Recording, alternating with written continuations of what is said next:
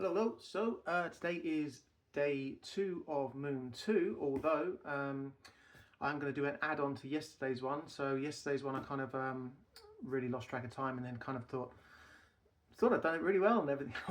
Managed to get it in under 10 minutes, but actually completely missed out that yesterday, being the first day of a new lunar cycle, was actually 2 pages, and so the whole festival of the sun god, or effectively the paying homage to the sun god, was yesterday.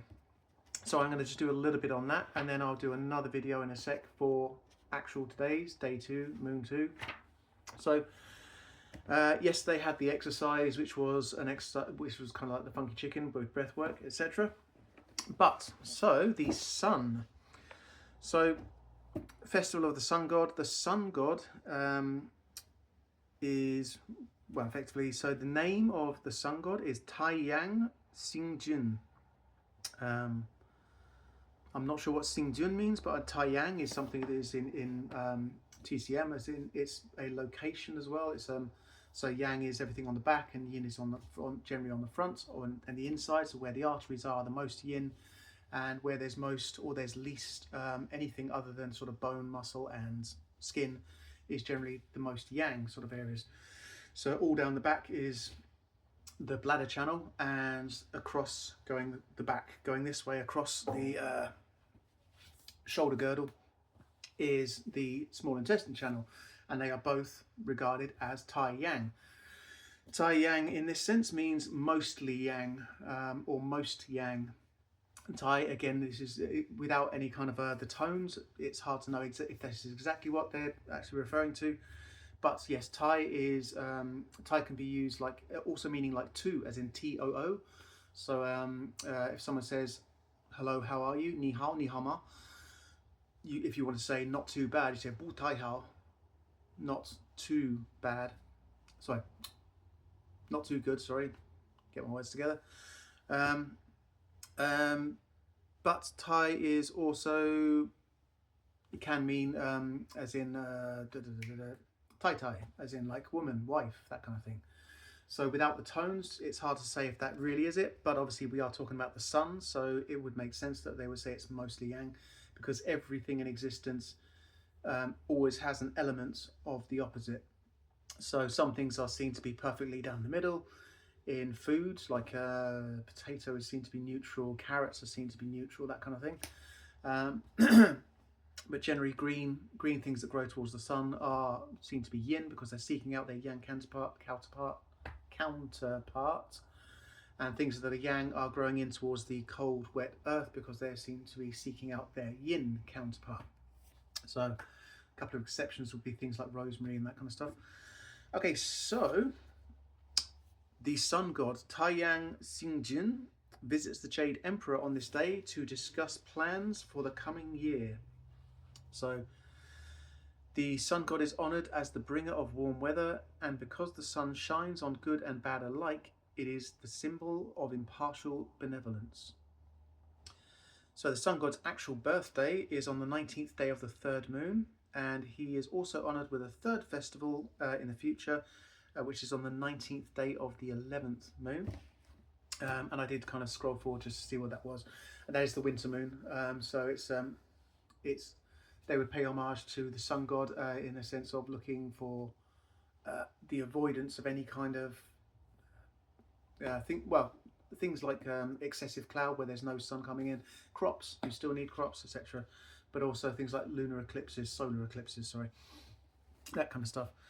Okay, so just going to read a couple of bits from this page. So the Taoist understood that there are many things worth our reverence, but the sun held so much reverence that it was given festival days in 3 different periods of the year. This shows the enormous importance of the ancients placed upon it. Besides being the maker of life, the sun also symbolizes understanding. So again, going back to that thing, the sun shines on anyone regardless of their philosophical bent or their doings, etc. Okay, if we are truly enlightened, if we have the light of the sun in our hearts, then we also know that we hold innumerable worlds and lives by the sheer force of our presence. Everything we say, everything we do, is causal. So, and then the last bit of this is that kind of poem that carries through. So all things begin and end with the sun. The sun makes us the sun of our lives. So that's SUN on both counts. So the sun makes us the sun of our lives. In the same way that you are the child of the land where you were born. So, okay, yeah. So the one I'm just going to read from the Tao Te Ching, which kind of fits in with that quite nicely, or expands on that and takes it in another direction as well, to be fair. So, in harmony with the Tao, the sky is clear and spacious. The earth is solid and full. All creatures flourish together, content with the way they are, endlessly repeating themselves, endlessly renewed. And it does go on. When man interferes with the Tao, the sky becomes filthy, the earth becomes depleted, the equilibrium crumbles, creatures become extinct. The master views the parts with compassion because he understands the whole. The constant practice is humility. He doesn't glitter like a jewel, but lets himself be shaped by the Tao, as rugged and common as a stone. Okay, so that is just the extension from yesterday's. Yeah, had I paid a bit more attention and not been obsessed with like housework and everything else yesterday, then I would have had more time. But literally, I had like sort of 15 minutes to kind of put stuff together and try and film before my first client turned up. So, yep, today is an extension of yesterday, and I will mark it down as so in the whole chronological listing on YouTube. Just to kind of stick on that, and obviously, so we are still using the Lunar Tao by Deng Ming Dao. My name's Ollie, this is Red Sun Horizons, and I'm an Eastern Physiotherapy practitioner from the south of England, that's Southsea, Portsmouth in the UK. I do also have an Instagram and Facebook page as well, so if you ever want to follow that and see a little bit more into what I do in the sense of, because obviously I will talk about bits and pieces that I also do that are obviously from origin of Taoism as well.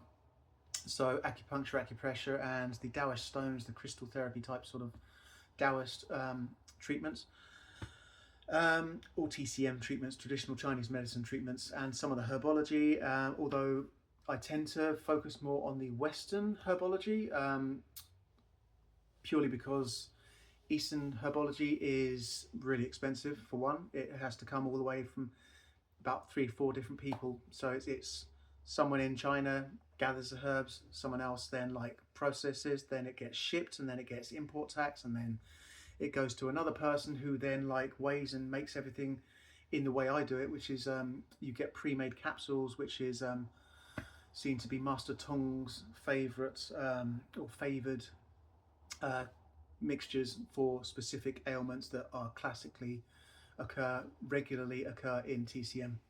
So I tend to not use them because they are very expensive by the time they get to here, and then it would be literally I couldn't feasibly add more money onto that because even with them as they are, I'd literally just be treating rich people. And where I live in Portsmouth is the most